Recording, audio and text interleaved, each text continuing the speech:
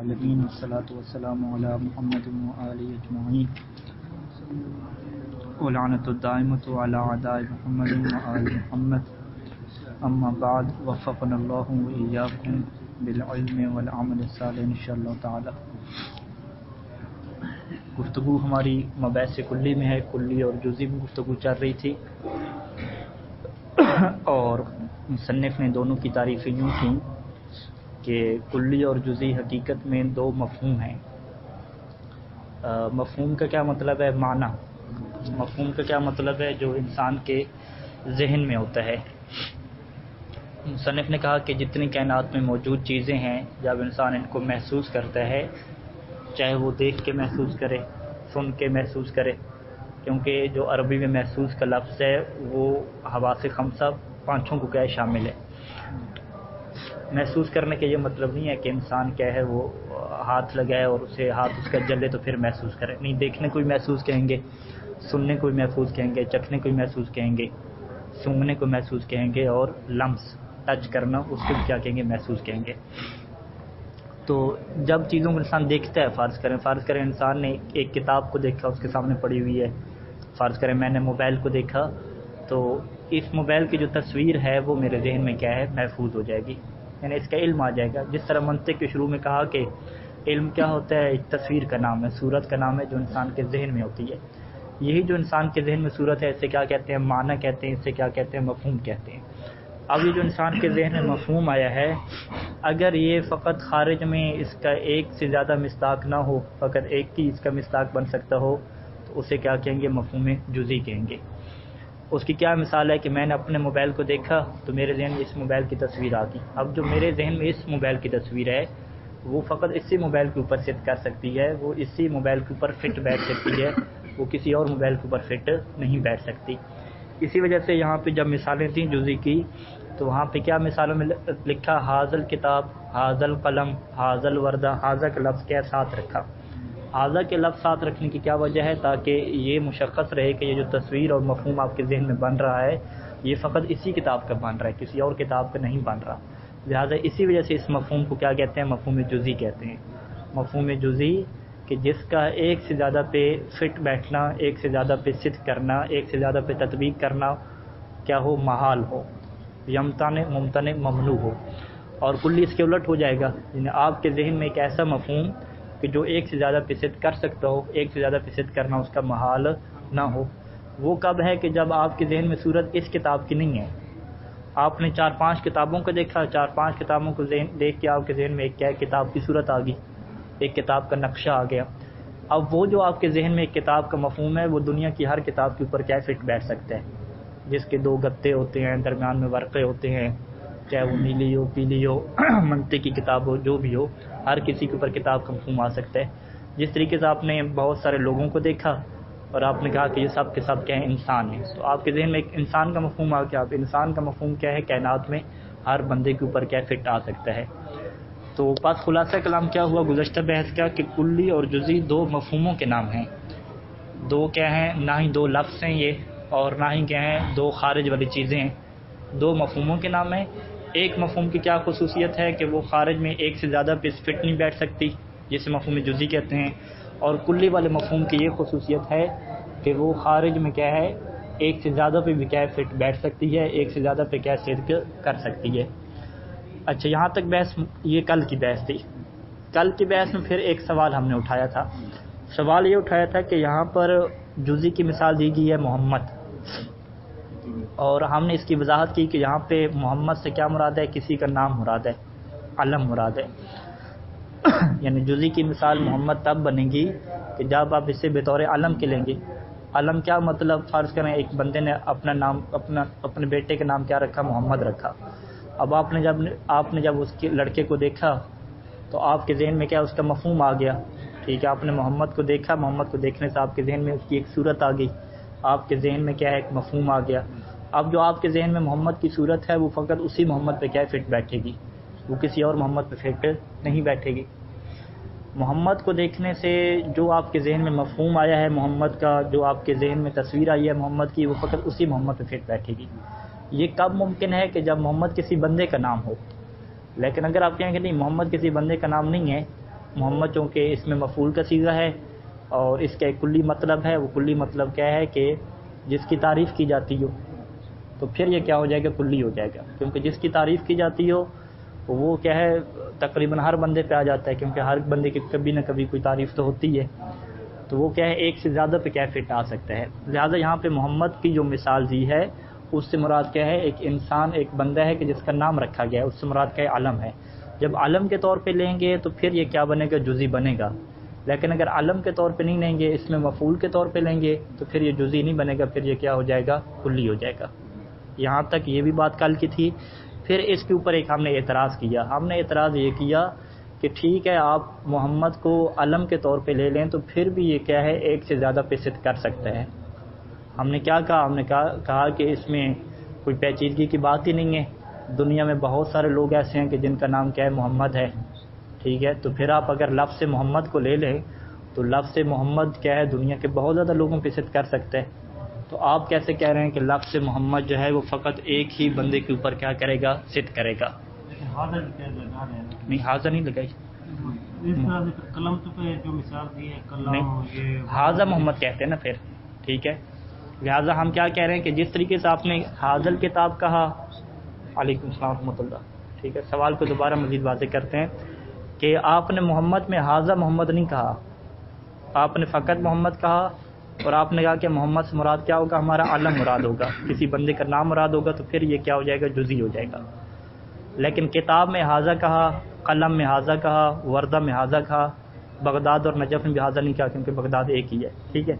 تو ہم کیا کہیں گے کہ محمد میں بھی اگر آپ حاضہ محمد کہتے تو پھر تو آپ کی بات ٹھیک تھی کہ یہ جزئی ہے، لیکن آپ نے حاضہ محمد نہیں کہا، آپ نے کہا محمد کسی کا نام مطلقاً آپ نے کہا ہے۔ جب آپ نے مطلقاً کہا ہے تو پھر آپ کی مثال میں اعتراض ہو جائے گا، کیونکہ جو مطلقاً محمد ہے وہ تو دنیا میں بہت زیادہ محمد ہے، ہر کسی کے اوپر کیا فٹ بیٹھ سکتا ہے، تو یہ پھر کیا ہو جائے گا، ایک اشکال ہو جائے گا۔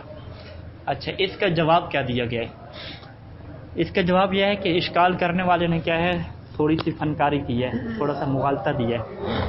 وہ مغالطہ کیا دیا ہے اس نے، کیونکہ ہم نے کہا ہے کہ کلی اور جزئی دو مفہوموں کے نام ہیں، ٹھیک ہے، اور یہ مفہوم کیا ہے، خارج میں کسی افراد کے اوپر صدق کرتے ہیں، اور اس نے اعتراض محمد کے مفہوم پہ نہیں کیا، اس نے کہا ہے کہ لفظ محمد، ٹھیک ہے۔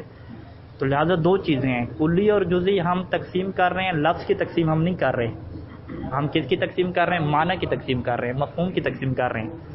ہم کہیں گے کہ دو مفہوم ہمارے پاس ایسے ہیں کہ ایک مفہوم کے زیادہ افراد ہیں اور ایک مفہوم کا فقط ایک ہی فرد ہو سکتا ہے، زیادہ نہیں ہو سکتا۔ لفظ کی ہم نے بات نہیں کی، اگر ہم یہ کہتے ہیں کہ لفظ کے معنی زیادہ ہیں تو پھر آپ کی بات ٹھیک تھی، ٹھیک ہے، یعنی ہمارے سامنے دو چیزیں ہیں، ایک تو ہم کہتے ہیں کہ لفظ ہمارے پاس ایک ہے، جس طریقے سے مباحث الفاظ میں گزرا ہے، اس کے معنی کیا ہیں، زیادہ ہیں۔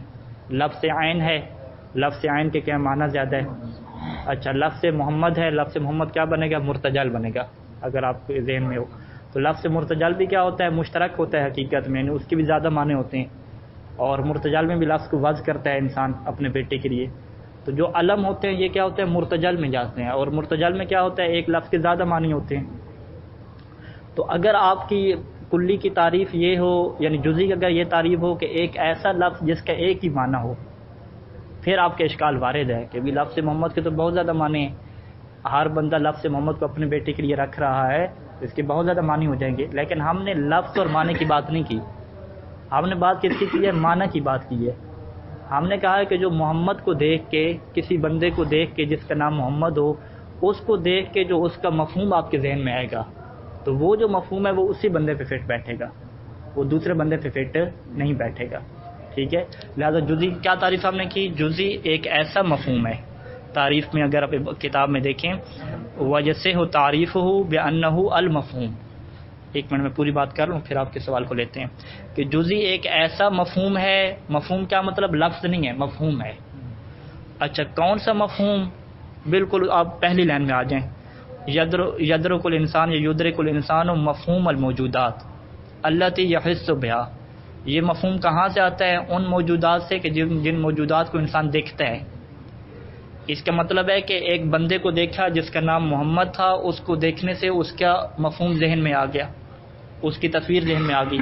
اب اس کو دیکھنے کے بعد جو اس کی تصویر ذہن میں آئی ہے، یہ فقط اسی کے اوپر فٹ بیٹھے گی، یہ آپ نہیں کہہ سکتے کہ اس کو دیکھنے سے جو آپ کے ذہن میں مفہوم آیا ہے یہ دنیا میں ہر بندے کے اوپر فٹ بیٹھے گا. نہیں، محمد کا جو مفہوم ہے وہ فقط اسی محمد پہ فٹ بیٹھے گا، لیکن جو لفظ محمد ہے وہ دنیا کے کسی بندے کے اوپر بھی فٹ بیٹھ سکتا ہے. لہذا لفظ مشترک جو ہوتا ہے، یعنی ایک ایسا لفظ جس کے بہت زیادہ معنی ہوں، وہ دنیا کے ہر بندے پہ فٹ آ سکتا ہے. لیکن لفظ مشترک کا ایک معنی آپ لے لیں، ایک معنی کو آپ پکڑ لیں تو وہ معنی کیا ہے، فقط ایک بندے کے اوپر فٹ آتا ہے یا دو بندے کے اوپر.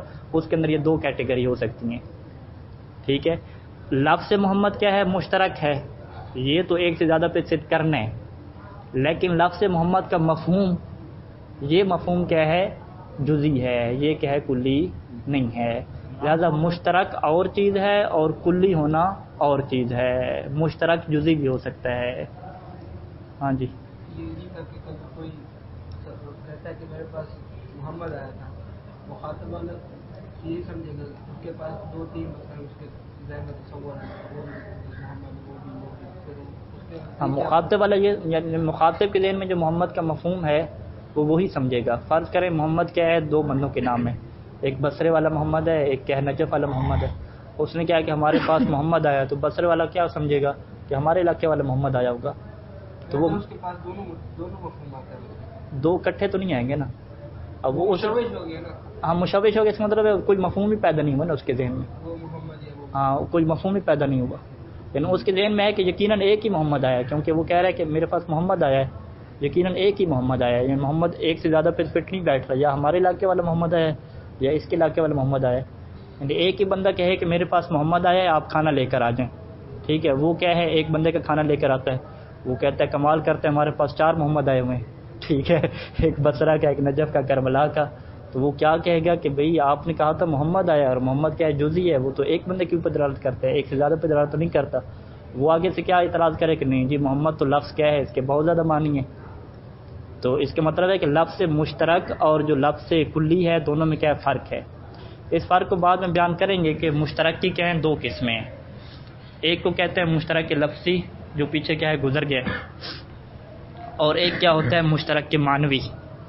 ٹھیک ہے، اشتراک کے معنوی اور اشتراک کے لفظی.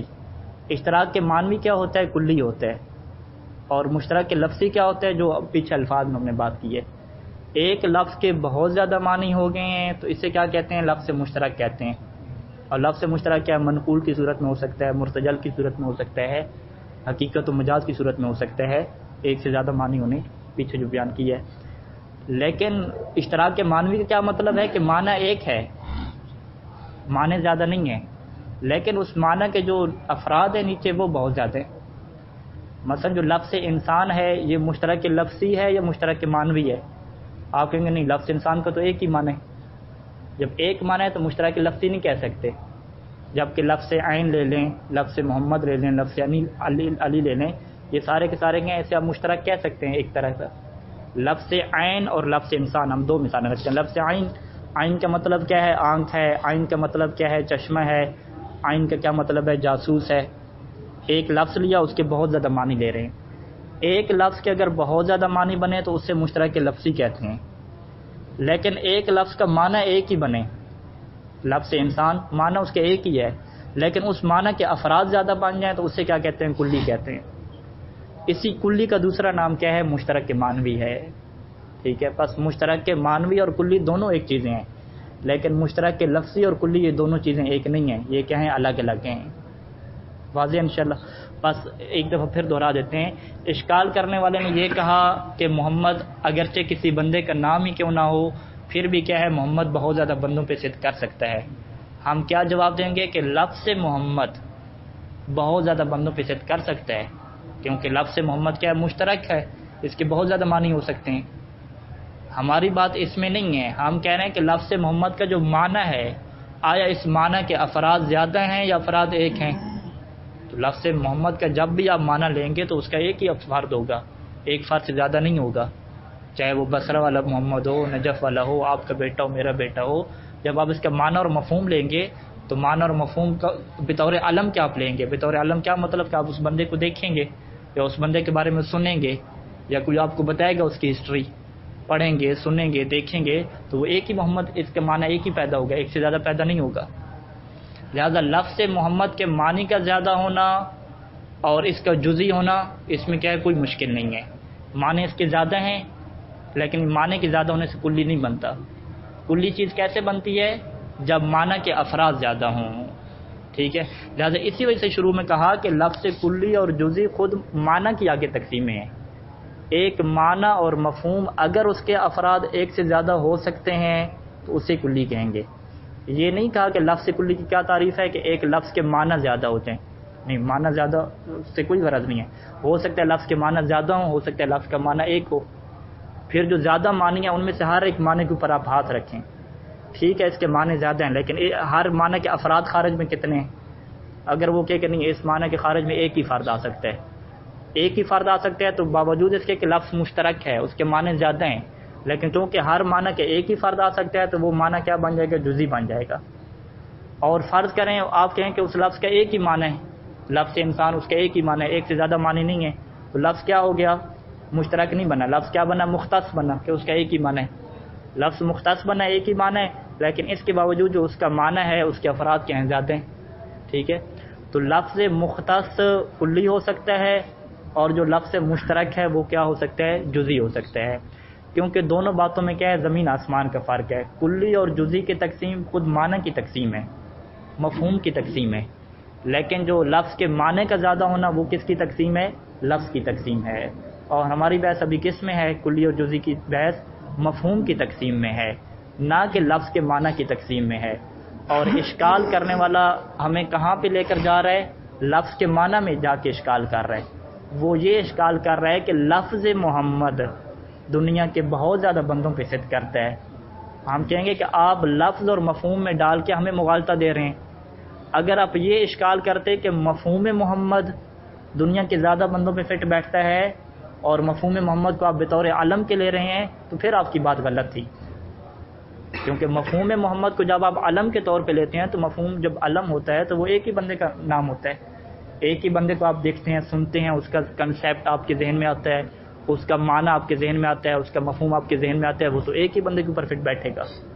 لیکن آپ کیا کر رہے ہیں؟ آپ مفہوم کو چھوڑ کے ہمیں کیا کہہ رہے ہیں کہ لفظ محمد. ٹھیک ہے، تو یہاں پہ مغالطہ کہاں پہ ہے؟ لفظ اور مفہوم کو مکس کرنے میں ہے. واضح یہاں پہ انشاءاللہ واضح اشکال کے جو. اچھا خوب. پھر اشکال کرنے والے کہتے ہیں ٹھیک ہے جی آپ نے ہمیں سمجھا دیا کہ بات کس کی ہو رہی ہے؟ مفہوم کی ہو رہی ہے. ہم نے مفہوم کو دیکھنا ہے کہ آیا اس کے افراد زیادہ ہیں یا افراد زیادہ ہیں نہیں ہیں. لفظ کو کیا ہے ہم نے نہیں دیکھنا. تو وہ کہتا ہے کہ ایک اور مثال میرے پاس ہے کہ جس میں بات کس کی ہے؟ مفہوم کی ہے. مفہوم کیا مطلب؟ کسی چیز کو دیکھیں تو اس کا تصور ذہن میں آنا.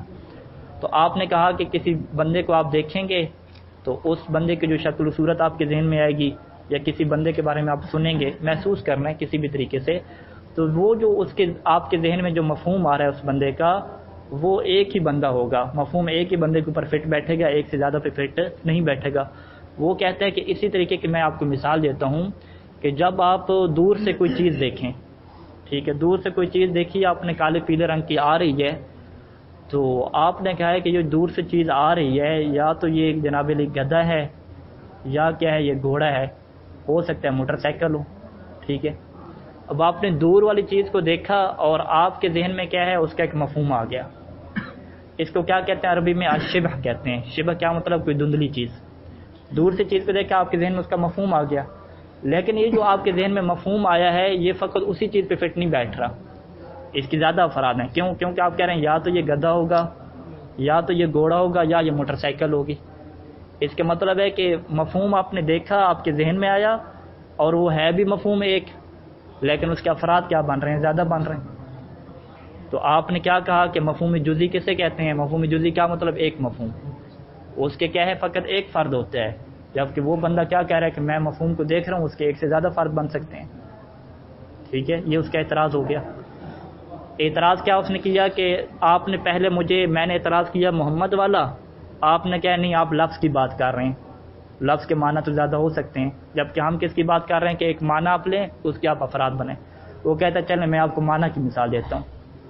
میں لفظ سے دھندلی چیز میں بحث نہیں کر رہا، لفظ سے دھندلی، لفظ سے شبہ. میں کس میں بات کر رہا ہوں؟ وہ معنی اور مفہوم جو دھندلی چیز کو دیکھنے کے بعد آپ کے ذہن میں آیا ہے. اب یہ مفہوم جو آپ کے ذہن میں آیا ہے یہ ایک چیز کو دیکھنے سے آیا ہے نا، دو چیزیں تو آپ نے نہیں دیکھی. ایک چیز آپ نے دیکھی ہے لیکن اس کے افراد کیا بن رہے ہیں؟ 3 بن رہے ہیں. ٹھیک ہے، تو چیز ایک دیکھی، مفہوم آپ کے ذہن میں جزئی آیا، لیکن جزئی کے 1 سے زیادہ افراد بن رہے ہیں. لہذا جزئی کی تعریف آپ نے کیا کی کہ جزئی وہ مفہوم ہوتا ہے کہ جس کا 1 سے زیادہ پہ فٹ بیٹھنا محال ہوتا ہے. لیکن میرے پاس جزئی مفہوم ہے دھندلی چیز، اور اس کا 1 سے زیادہ پہ فٹ بیٹھنا محال نہیں ہے بلکہ ممکن ہے. آپ کو بھی میں وہ کہتا ہے، آپ کو بھی میں وہ چیز دکھاؤں تو آپ بھی کہیں کہ ہاں واقعاً ہو سکتا ہے گدھا ہو سکتا ہے، گھوڑا ہو سکتا ہے، کیا ہو، موٹر سائیکل ہو، یا ہو سکتا ہے کوئی اور چیز ہو. اس کا کیا جواب ہے؟ اس کا جواب یہ دیتے ہیں کہ ہم نے یہ کہا ہے کہ وہ چیز صدق کرے 1 سے زیادہ پہ، اور کہا ہے کہ 1 سے زیادہ پہ صدق نہ کرے. یہ جو صدق ہے، یہ جو فٹ بیٹھنا ہے، یہ 2 طرح کا ہوتا ہے. ایک دفعہ ہے کہ ایک ہی ٹائم پہ تمام افراد پہ فٹ بیٹھنا. ٹھیک ہے، جب آپ لفظ انسان کا مفہوم سوچتے ہیں تو یہ جو مفہوم ہے یہ ایک ہی ٹائم پہ دنیا کے تمام انسانوں کے اوپر فٹ بیٹھ رہے. اسے کیا کہتے ہیں؟ شمولی کہتے ہیں. شمولی کیا مطلب؟ ایک ہی ٹائم پہ تمام افراد پہ فٹ بیٹھ جانا.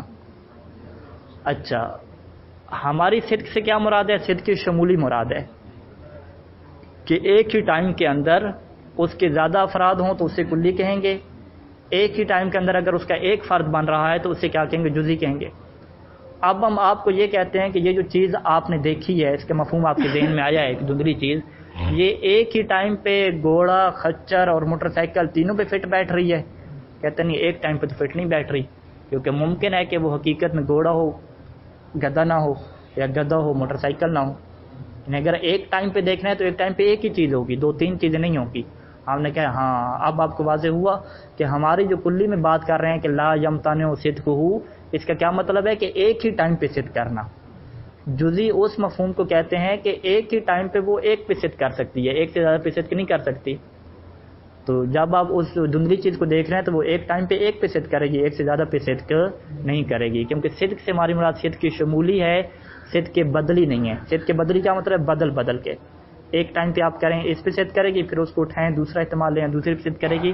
ہماری صدق سے مراد کیا ہے؟ صدق کی شمولی ہے، صدق کے بدلی نہیں ہے.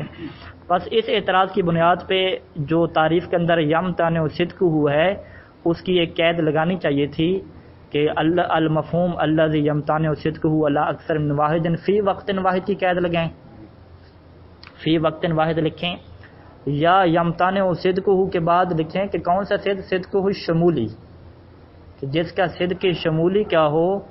محال ہو 1 سے زیادہ پہ، تو اسے کیا کہتے ہیں؟ جزئی کہتے ہیں. لیکن ممکن ہے صدق کی شمولی سے ہٹ کے جو صدق کے بدلی ہے وہ ہو سکتا ہو 1 سے زیادہ پہ.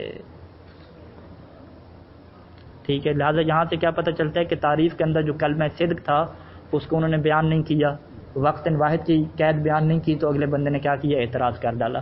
اس کا یہ مطلب ہے کہ جو آپ نے تعریف کی ہے وہ ابھی تک کیا ہے؟ ناقص ہے. چونکہ تعریف ناقص ہے، اسی وجہ سے اس ناقص تعریف کو مکمل کرنے کے لیے مصنف نے کیا لکھا؟ تکملہ لکھا. جہاں تک ہماری گفتگو پہنچی تھی، تکملہ تو تعریف الجزئی والکلی، جزئی اور کلی کی تعریف کا تکملہ، یعنی اس کی کمپلیٹ ہونا، اس کا مکمل ہونا. جس طریقے سے ہم کہتے ہیں کہ ولایت علی کے بغیر دین ناقص تھا، ولایت علی کا اعلان ہوا تو پھر دین کیا ہوا؟ مکمل ہوا. تو ابھی تک جو تعریف جزئی اور کلی کی گئی ہے یہ ناقص ہے. تکملہ کے بعد کیا ہوگی؟ کچھ اس میں اضافہ کریں گے تعریف میں، پھر یہ کیا ہوگی؟ مکمل ہوگی. اس طرح کی گفتگو کیوں کر رہے ہیں کہ پہلے ناقص تعریف کی پھر اس کو مکمل کیا؟ یہ اسی وجہ سے کر رہے ہیں کہ اگر فوراً ہی تعریف لمبی چوڑی کر دیتے تو سمجھنا کیا ہو جاتا؟ مشکل ہو جاتا. لہذا ابھی ذہن آمادہ ہو رہا ہے، تھوڑی بہت چیزیں ہو رہی ہیں، پھر اعتراض پیدا کر رہے ہیں، پھر اس میں کیا نئی قیدیں لا رہے ہیں، تو مزید کیا ہو رہی ہے؟ تعریف مکمل ہو رہی ہے. تکملہ کا تعلق اصل میں گزشتہ گفتگو میں ہم نے یہ کہا کہ کلی اور جزئی کا مفہوم، اور کون سا مفہوم میں ہم نے کہا کہ الموجودات التی یحس بہا، فقط ان موجودات کا مفہوم کہ جن کو انسان کیا کرتا ہے؟ محسوس کرتا ہے. ٹھیک ہے، جبکہ ہم دیکھتے ہیں کہ ہمارے پاس بہت سارے ایسے مفہوم ہیں کہ جو خارجی چیزوں سے محسوس کرنے سے نہیں پیدا ہوتے. ٹھیک ہے کہ ہم نے زید، بکر، عمر، دنیا کے انسانوں کو دیکھا تو انسانوں کو دیکھنے سے ہمارا ذہن میں مفہوم انسان پیدا ہوا. یہ مفہوم کہاں سے پیدا ہوا؟ دیکھنے سے، سننے سے پیدا ہوا. لیکن کچھ مفہوم ایسے ہیں کہ جن کا خارج میں کوئی فرد ہی نہیں ہے، خارج میں ان کا کوئی ایک فرد بھی نہیں ہے، پھر بھی وہ مفہوم تو ہے۔ جب وہ مفہوم ہے تو اس سے بھی کلی یا جزئی میں سے ایک ہونا چاہیے، ٹھیک ہے۔ اگر آپ کہیں کہ نہیں، کلی اور جزئی کے مفہوم کا تعلق فقط انہی چیزوں کے ساتھ ہے کہ جو خارج میں پائی جاتی ہیں، موجودات، جو چیزیں موجود نہیں ہیں آپ اس کا مفہوم ذہن میں سوچ رہے ہیں، تو وہ کیا ہو جائے گا، نہ کلی ہوگا نہ جزئی ہوگا۔ یہ بات غلط ہے، کیونکہ دنیا میں جتنے بھی مفہوم ہیں، جتنے بھی معنی ہیں، وہ دو ہی کیٹیگری ہیں، یا وہ کلی میں جائیں گے یا جزئی میں جائیں گے، کوئی تیسری قسم نہیں ہے۔ اور تکملہ سے پہلے آپ نے کیا کہا کہ کون سا مفہوم؟ الموجودات، جو موجودات کا ہو۔ اب ایک بندہ کیا ہے، اپنے ذہن میں سوچتا ہے ایک ایسا پہاڑ جو مکمل طور پہ سونے کا ہو، اس کے اندر کیا ہوں، یاقوت ہوں، اس کے اوپر کیا ہوں، ہیرے ہوں، ایک ایسی چیز کا مفہوم سوچ رہا ہے۔ لیکن وہ یہ جو مفہوم سوچ رہا ہے وہ اپنے ذہن میں، یہ اس نے کوئی ایسا پہاڑ دیکھا نہیں ہے ابھی تک، اس کے خارج میں ایک فرد بھی موجود نہیں ہے، ٹھیک ہے، دنیا میں کوئی فرد ایک بھی موجود نہیں ہے، لیکن اس کے ذہن میں مفہوم تو آ گیا، ٹھیک ہے۔ یا ایک بندہ سوچتا ہے کہ میں ایک ایسا انسان سوچ رہا ہوں کہ جس کی جہاں بھی 4 5 6 ٹانگیں ہوں، اس طرح کا اس کا دماغ ہو، اس کے پاس کیا ہے، ایسی جادو کی قوت ہو کہ دنیا کے سارے علوم اس کے ذہن میں آ چکے ہوں، ٹھیک ہے، اور دنیا میں کہاں بھی وہ جانا چاہے، پیچھے جانا چاہے زمانے میں، اگلے زمانے میں جانا چاہے، اس طرح کی باتیں سوچتے ہیں لوگ، ٹھیک ہے۔ تو یہ جتنی چیزیں آپ سوچ رہے ہیں جو کہ خارج میں نہیں ہو سکتی، ممکن ہی نہیں ہے اصلاً، لیکن آپ سوچ تو رہے ہیں، اس کے مطلب ہے کہ آپ نے ایک ایسے مفہوم کو سوچا ہے کہ جس کا خارج میں نہ تو کوئی فرد ہے، بلکہ بعض کا تو ایسی چیز سوچتے ہیں کہ خارج میں اس کا فرد ہو ہی نہیں سکتا۔ آپ نے کہا ہے کہ کاش میرے پر ہوتے یا پر نہ ہوتے، میرے پاس اڑنے کی طاقت ہوتی، غائب ہونے کی طاقت ہوتی، فوراً پاکستان پہنچ جاتا، ادھر آ جاتا، ہم کہیں گے تو ہو ہی نہیں سکتا، ٹھیک ہے۔ یا ایک مفہوم آپ نے یہ سوچا کہ اللہ کا ہو سکتا ہے کوئی شریک ہو، ٹھیک ہے، کہ جس طریقے سے اللہ ہے ایک دوسرا اللہ ہو جائے شریک، ٹھیک ہے۔ شرک جو بندے کرتے ہیں، یا ہم کرتے شرک نہیں بھی کرتے، ہم فرض کریں سوچتے ہیں، ایسی ہم تصویر سوچ رہے ہیں کہ 2 اللہ ہوں، 3 اللہ ہوں، وہ جو ہم دوسرا اللہ سوچ رہے ہیں، تیسرا اللہ سوچ رہے ہیں، شریک باری تعالیٰ، تو یہ شریک باری تعالیٰ جو سوچ رہے ہیں یہ بھی مفہوم ہے، لیکن یہ خارج میں کوئی اس کا فرد ہے، کوئی فرد نہیں ہے۔ تو جب یہ آپ کے ذہن میں مفہوم ایسے آ رہے ہیں کہ جن کا موجودات سے تعلق ہی نہیں ہے، جو خارج میں موجود نہ بھی ہوں بلکہ اس کا خارج میں موجود ہونا محال ہو، ٹھیک ہے، آپ دوسرا اللہ سوچ رہے ہیں، تیسرا اللہ سوچ رہے ہیں، حالانکہ خارج میں اس کا کوئی فرد ہو ہی نہیں سکتا، محال ہے، تو یہ پھر مفہوم کہاں پہ جائے گا؟ ارے یہ مفہوم کلی میں جائے گا یا جزئی میں جائے گا؟ تکملہ سے پہلے آپ کی بات کو دیکھیں تو آپ نے شروع کی لائن میں کہہ دیا کہ یدرک الانسان مفہوم الموجودات، کہ موجودات کے مفہوم کو انسان جب سوچتا ہے تو وہی موجودات کا جو مفہوم ہے اس کی 2 کیٹیگری ہیں۔ ہم کہتے ہیں کہ موجودات کے مفہوم کے علاوہ جو مفہوم انسان سوچتا ہے کہ جن کا اصلاً خارج میں موجود ہی نہیں ہوتا، کوئی وجود ہی نہیں ہوتا، وہ مفہوم آپ کا کہاں پہ جائے گا؟ اعتراض ہو گیا ان کے اوپر۔ تو مصنف کیا جواب دیں گے کہ وہ مفہوم بھی یا کلی میں جائے گا یا جزئی میں جائے گا۔ تو پھر یہ سوال ہوگا کہ کلی جزئی کی تعریف میں تو آپ نے کیا کہا ہے کہ کلی کا مفہوم ایسا ہوتا ہے کہ جس کا زیادہ افراد پہ صدق کرنا محال نہیں ہوتا، ٹھیک ہے، تو جس کے کوئی افراد ہی نہیں ہے خارج میں، تو اس کے اوپر پھر کیسے تعریف بیٹھے گی؟ تو ہم کیا کہیں گے کہ ہماری افراد سے مراد کیا ہے؟ افراد موجود مراد نہیں ہے، ہماری افراد سے کیا مراد ہے؟ وہ افراد مراد ہیں کہ جن کو اگر فرض کر لیا جائے کہ خارج میں ہوں تو یہ مفہوم اس کے اوپر فٹ بیٹھ جائے گا، ٹھیک ہے۔ یعنی آپ نے سوچا کہ ایک ایسا پہاڑ ہو جو سونے کا ہو مکمل طور پہ، اس کے اندر یاقوت بھی ہو اور بھی بہت ساری اس کے اندر آپ نے دنیا کی فیسلٹی بنا لی، فرض کر لیا۔ ایک انسان کو آپ نے عجیب قسم کا طاقتور قسم کا فرض کر لیا، یا آپ نے دوسرا اللہ فرض کر لیا۔ یہ ایک مفہوم کیا ہے؟ کلی مفہوم ہے۔ کلی مفہوم کیا مطلب؟ کہ اگر فرض کریں خارج میں ہم فرض کر لیں 2-3 اللہ ہوں تو وہ تمام اللہ پہ شریک کا جو لفظ ہے، شریک کا، ان کے اوپر کیا صدق کر جائے گا؟ اللہ کا شریک، کن کے اوپر صدق کرنا ہے؟ کوئی شریک نہیں ہے دنیا میں، لیکن اگر آپ فرض کر لیں اس کے افراد، اس کے اوپر فٹ بیٹھے گا یا نہیں بیٹھے گا؟ فٹ تو بیٹھ جائے گا۔ اسی طریقے سے ایک ایسا پہاڑ جو سونے کا ہو، خارج میں کوئی پہاڑ نہیں ہے، لیکن فرض کر لیں اگر ایسے 2-3 پہاڑ ہو جائیں، سب کے اوپر کیا صدق کر جائے گا؟ سورج کو لے لیں، شمس کیا ہے؟ فرض کر لیں اس سورج کے علاوہ اور بھی 2-3 سورج ہو جائیں، ان کے اوپر بھی صدق کر جائے گا. چاند کا مفہوم لے لیں تو چاند کا مفہوم کیا ہے؟ ہو سکتا ہے 2-3 چاند آپ اور بھی فرض کریں تو ان کے اوپر بھی کیا کرے گا؟ صدق کر جائے گا. لہذا یہ جو ہم کہہ رہے ہیں کہ ایک سے زیادہ افراد پہ صدق نہ کرتا ہو، ان افراد سے ہماری مراد کیا ہے؟ فرضی افراد ہیں، کہ اگر آپ افراد کو فرض کر لیں تو ان کے اوپر کیا ہے وہ یہ صدق کر سکتا ہو تو اسے کیا کہیں گے؟ کلی کہیں گے. اور جزئی کسے کہیں گے؟ جزئی میں یہ ہے کہ آپ زیادہ افراد فرض بھی کر لیں پھر بھی یہ مفہوم اس کے اوپر صدق نہیں کر سکتا. کیوں؟ کیونکہ آپ نے اپنے موبائل کو دیکھا اور اپنے موبائل کی تصویر آپ کے ذہن میں ہے.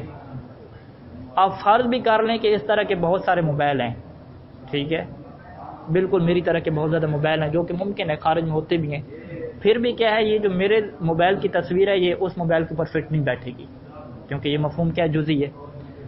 آپ نے اپنے بیٹے کا نام محمد رکھا، اپنے بیٹے کا جو آپ کے ذہن میں مفہوم ہے وہ مفہوم جو محمد کا مفہوم آپ کے ذہن میں ہے وہ فقط آپ کے بیٹے پہ بیٹھے گا، فرض بیٹھے گا. آپ فرض کر لیں کہ اللہ نے آپ کو اسی شکل کے اسی طرح کے 5-6 اور بھی بیٹے دے دیے، فرض کر لیں، لیکن پھر بھی جو آپ نے پہلے بیٹے کو دیکھا ہے اس کا جو مفہوم ہے وہ اسی پہ فٹ بیٹھے گا، ٹھیک ہے.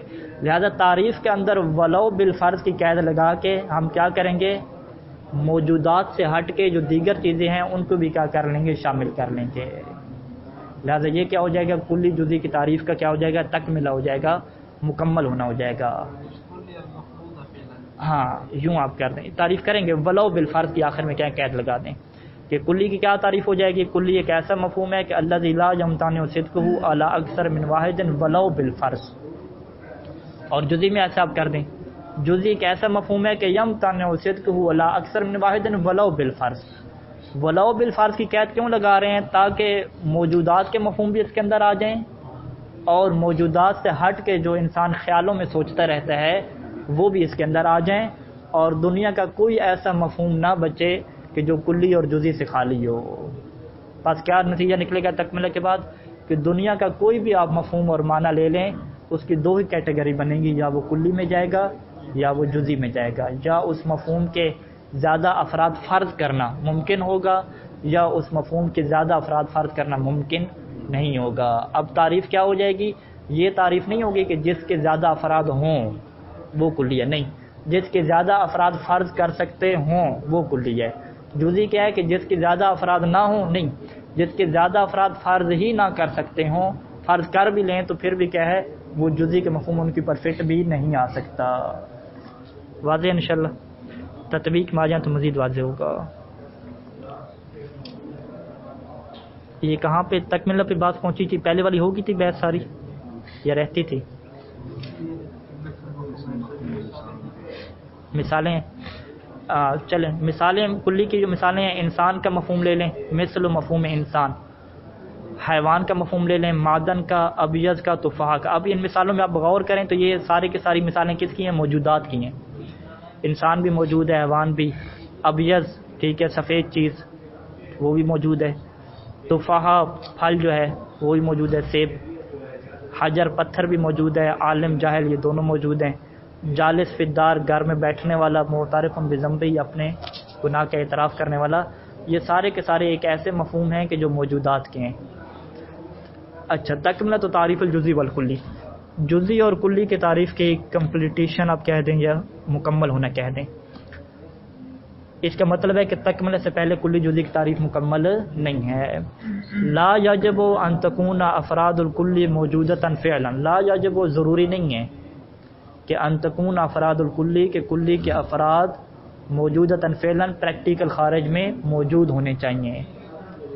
فعلاً کلی کے افراد کے خارج میں موجود ہونا ضروری نہیں ہے. کیوں؟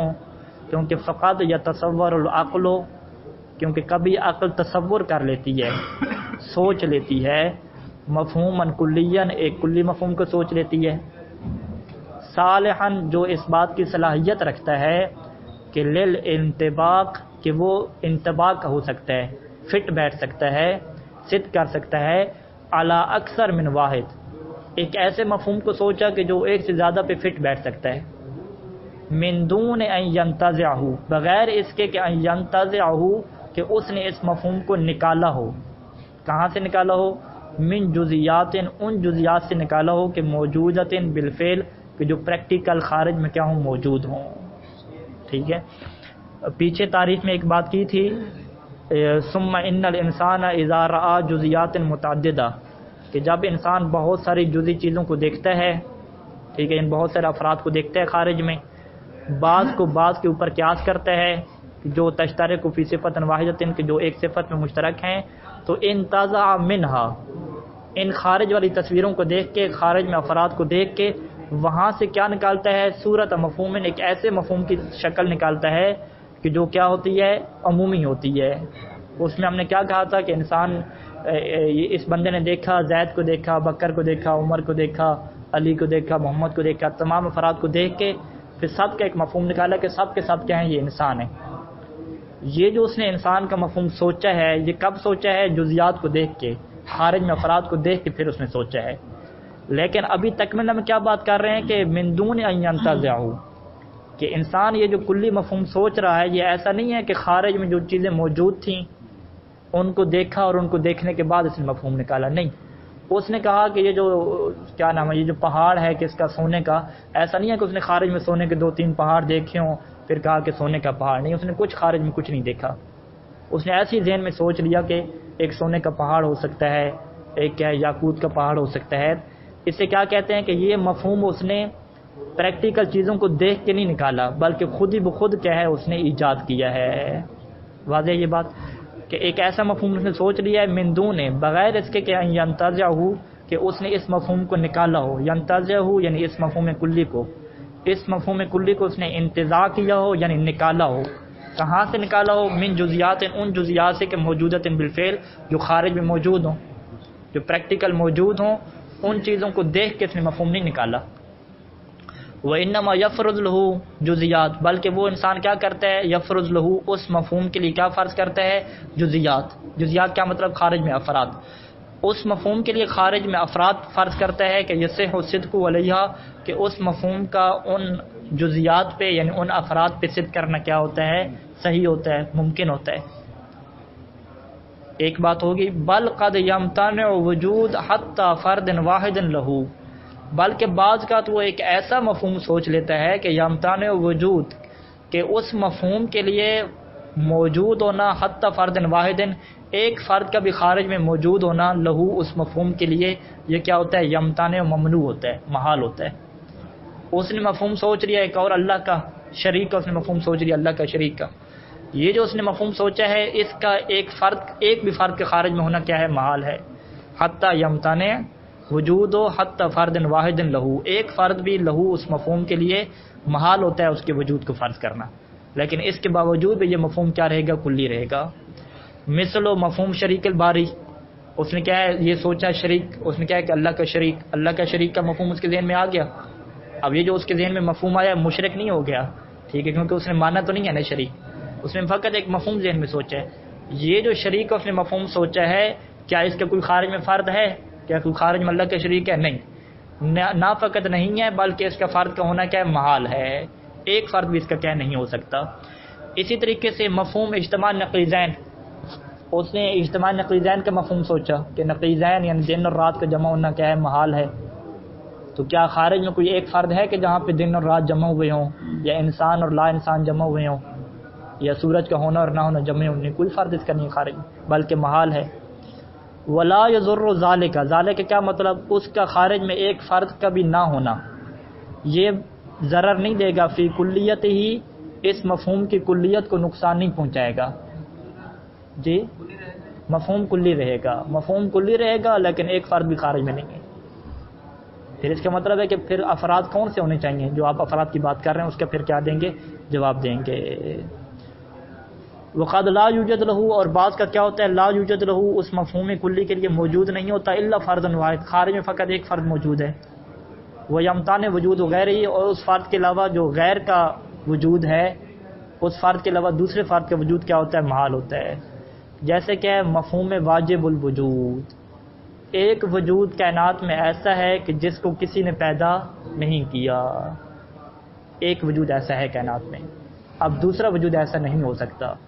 وہ کیوں نہیں ہو سکتا؟ اللہ کو کس نے پیدا کیا؟ کیا ہو سکتا ہے نہیں ہو سکتا؟ اس کی تفصیل انشاءاللہ ہم کل بیان کریں گے۔ اللہم صلی علی محمد۔